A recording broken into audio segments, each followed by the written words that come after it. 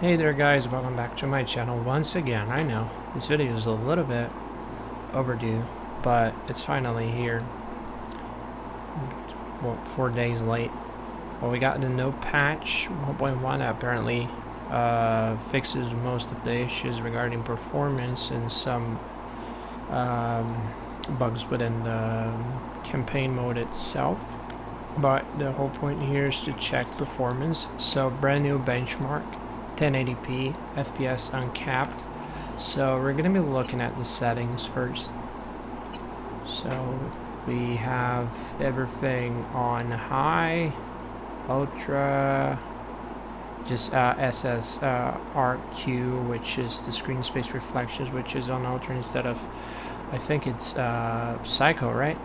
So it's on ultra instead, DLSS on quality. It's pretty much the settings that I had on my first IDEO 1080p settings video. And ray tracing is off for this one. So that's basically what I worked with at that video. So you can compare, you can look back at that one and compare the figures and see how much it changed. And if it's enough change or if it's just, you know, it's up to you. It's been like a couple weeks since the last time I actually played Cyberpunk, so I'm not very I just don't remember the figures too much anymore, so I could be wrong, but I'd say it's just about the same at this point, 70 something. That's about what I had beforehand.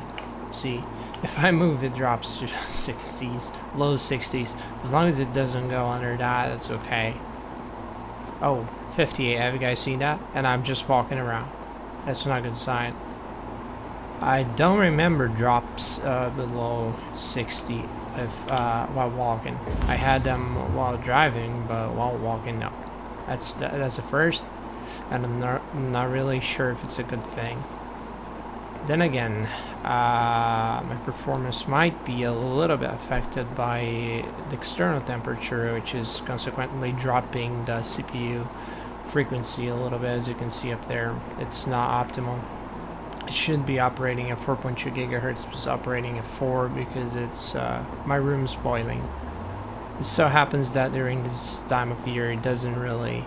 I don't have wind at this side of my room, so that kind of sucks because it only winds at the opposite side of the apartment, so it gets really hot, boiling hot, and then my computer suffers a little bit. But yeah, so I'm basically just gonna walk around and then drive so we can look at the figures and compare. But I'm not really sure if that's an improvement, honestly. Perhaps it's more stable now. That's what we're gonna see once I drive around and see how the frames fluctuate. But so far it's just about the same, which is a little disappointing. I expected better performance. I mean, it was a 10 gigabyte patch, so one could hope that it would. Game still looks great, as you can see. That's for sure. Cyberpunk still looks amazing, but looks are nothing if you don't have performance to pair it up with. But then again, 70 FPS is more than playable, you know. It's not that I'm complaining, but, you know, one would expect 10 extra frames perhaps, and, you know, ray tracing is off. Well, we just want consistency. That's what counts. It's the important part. That's what I'm looking for. And so far, it does seem to be very consistent.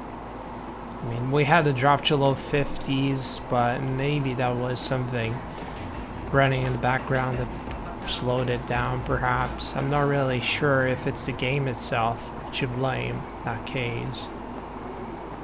Because I do happen to be running stuff in the background, nothing too heavy, but Discord and a web browser, that kind of stuff, you know. So perhaps that could be actually hitting the frame rate. Who knows? Either way, let's call a car because I want to drive, and I'm gonna take the Rattler because why not? Drove back to my Quad HD benchmark. Where the hell is the car? There. Looking nice. Alright, let's get in. Get in. Right, so we're in the car. Oh, have you guys seen that? Got into the car, lost 10 FPS. Strange. It's still 60 though. So good. Very good. Oh my god, I'm so not used to driving in Cyberpunk anymore. Because because it's been so long and it's so sensitive. Like whenever you touch the stick, it just goes.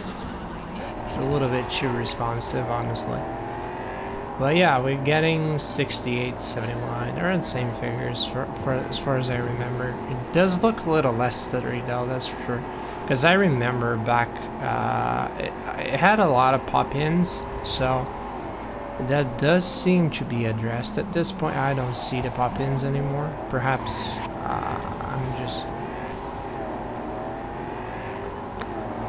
I've just not driven enough. Because then again, it's my first time playing this game since late December. So, you know, it's really the first time I'm watching the game after the update. So it's fresh from the oven as far as opinions go. I didn't prepare. So what you see is what you get reaction-wise. Because legit just experiencing it for the first time.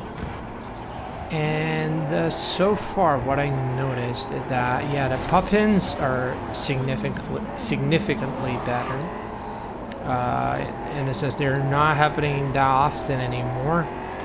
So yeah, they somewhat fixed the pop-ins. I still see the RGB speed bumps still showing up, but that's a draw distance issue, I would assume, for the sake of saving performance. But yeah, I mean, around this part of the city, I would be having less than 60. So apparently, it's slightly more consistent in a sense, which I appreciate for sure. Look at that. It doesn't. Oh my! I'm sorry. Oh yeah. Not the best driver as of lately. The point here is not how I drive, but 59. Okay, you guys seen that, right? But yeah, it's still dropping, but it doesn't drop. It doesn't drop by that much anymore, because it would drop to low 50s and it would stay at that. So it would get like low. Oh my, Jesus!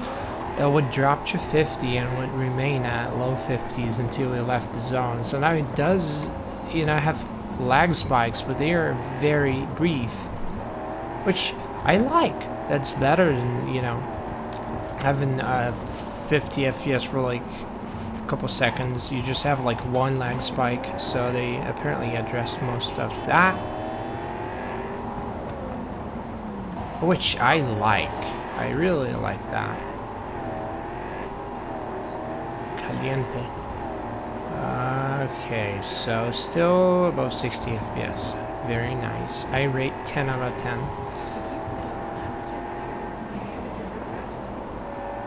Yeah, as far as stability goes, it does seem far more consistent now. At a first glance, I need to, you know, play it for longer, test different situations, but so far it does seem like that. So perhaps Quad HD 60 could be a thing now if a few compromises as far as visual settings go, but I mean, probably not all ultra, but maybe a mix ultra and high, perhaps some stuff on medium. But yeah, 1080p is running very well. And CPU usage is also a little more balanced now, because I remember it would barely use any CPU at first, and then there was the fix, the AMD patch, so-called binary edit thing that would, you know, increase the frames a little bit, but it was not by that much either way. And now it's it does seem like it does seem more spread, like it's more even across the cores, which is a good thing. And cannot complain, honestly. Oops, there was the drop. We got low 57-ish, 56. But then again, I'm recording, so take that with a grain of salt, because it does impact the performance, although not by much. It does hit the frames. It's simply impossible to record without any hardware impact, because you know the GPU is doing the encoding. I'm using NVENC, so of course some of it's going to be affected, although not massively, but there is a hit. So perhaps without recording I wouldn't have those drops, which is a good thing. So yeah, it's a lot more consistent than before.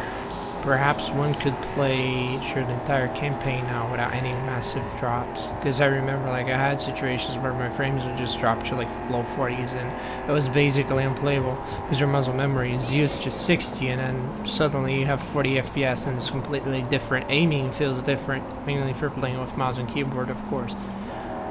But yeah, apparently they fixed that. So POG, I guess. Oh, never mind. POG is forbidden now, right? It's a hate symbol. So I'm gonna try and not say POG that often anymore. Either way, back to the benchmark itself.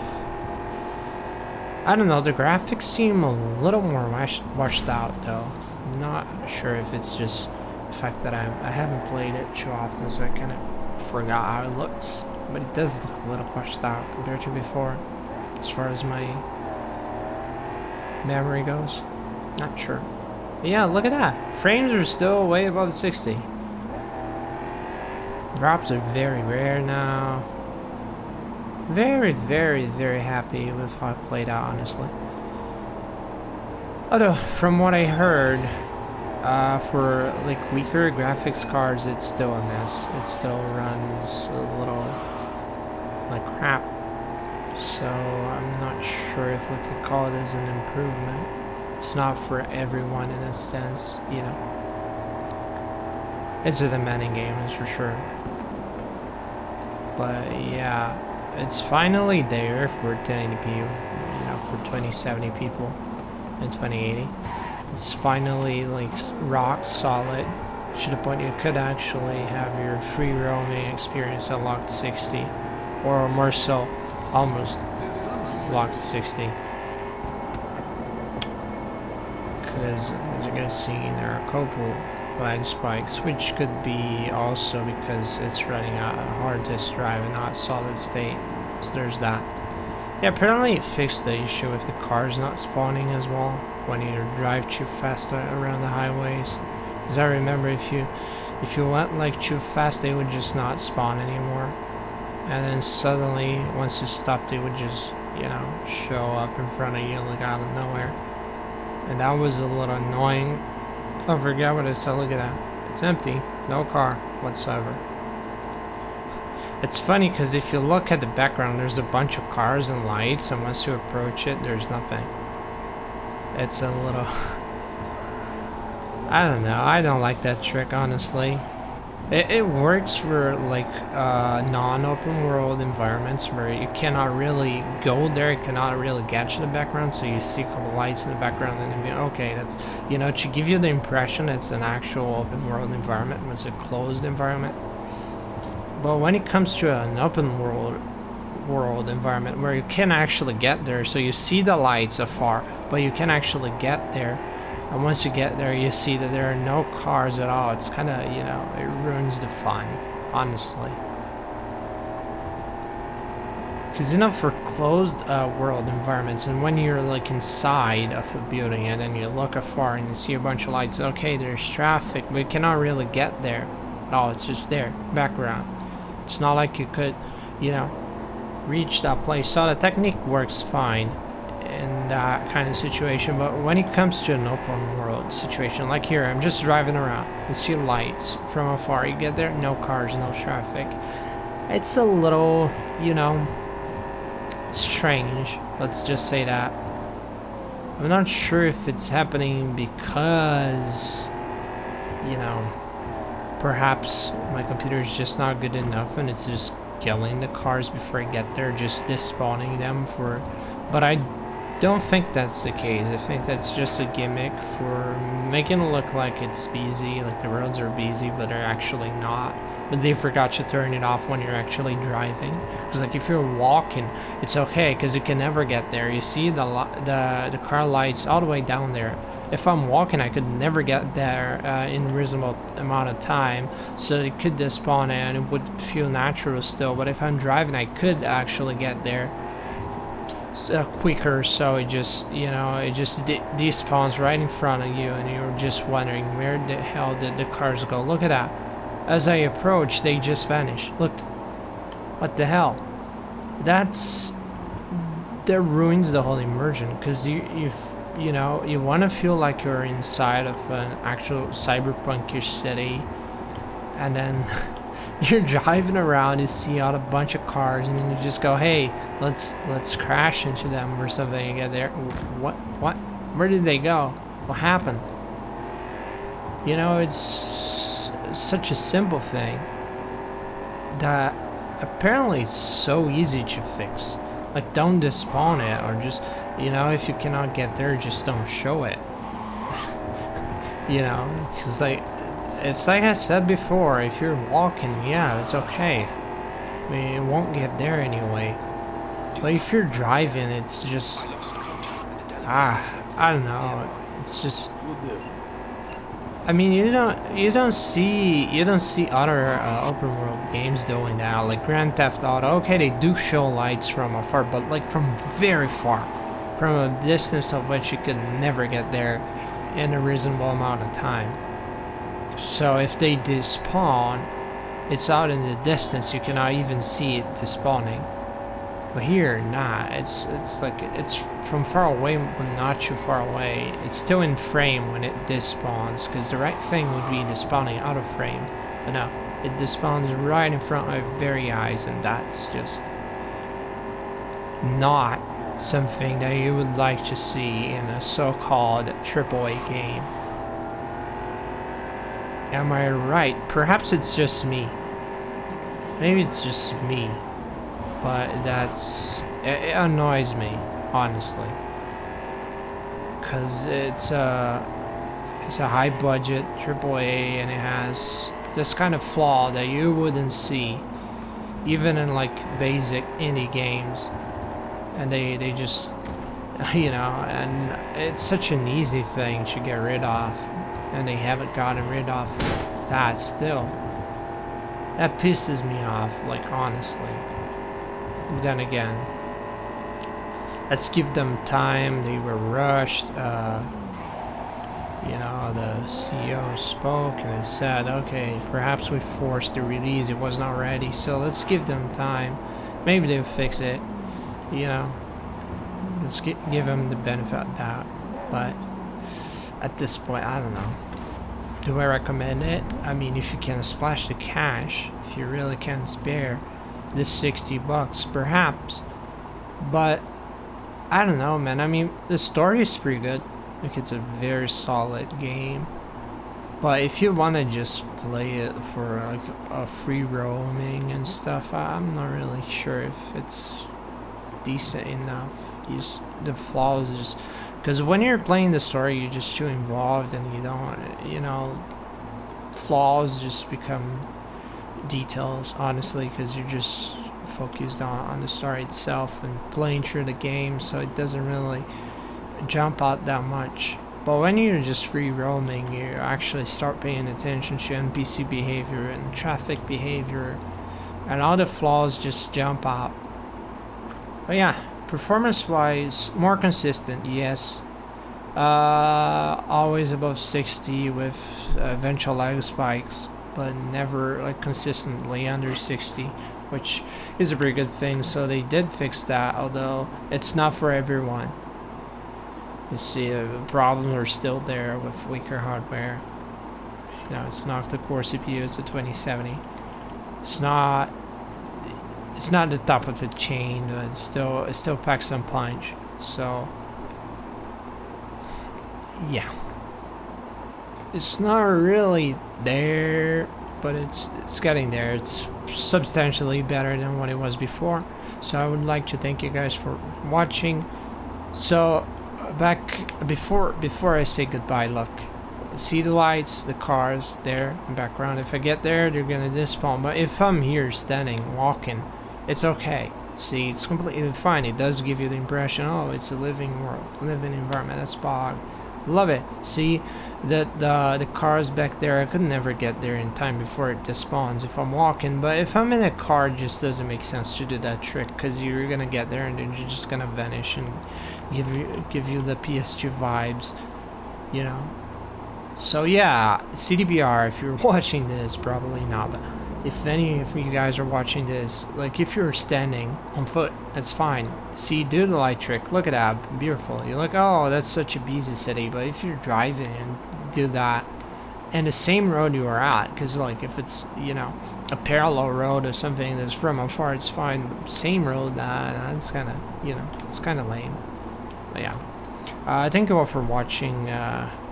It's my benchmark number 4 at this point, so I hope you guys enjoyed it, and I hope you guys like the improvements as much as I did. But yeah, there's still a long way to go, honestly, but they're getting there. Just give them the benefit of the doubt. I bet they can fix it in due time. Let's just wait patiently.